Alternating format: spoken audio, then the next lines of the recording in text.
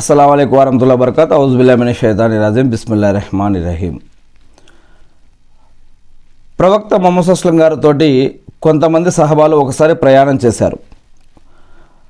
దీని గురించి అనస్ రజల్లాహు గారు ఒక విషయం తెలియజేస్తూ ఉన్నారు. మేము ప్రయాణంలో ప్రవక్త ముహమ్మద్ సల్లల్లాహు అలైహి వసల్లం గారి వెంట ఉన్నాము. మాలో కొందరు ఉపవాసంతో ఉన్నారు, కొందరు ఉపవాసంతో లేరు.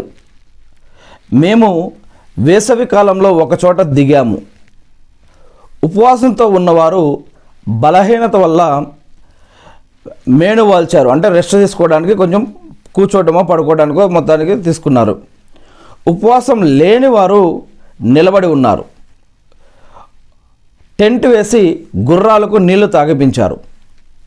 ఇది చూసిన ప్రవక్త ముహమ్మద్ సల్లల్లాహు అలైహి వసల్లం గారు ఈరోజు ఉపవాసం లేని వారు పుణ్యం దోచుకున్నారు అని అన్నారు. ఈ యొక్క హదీస్ బుఖారీ మరియు ముస్లిం హదీస్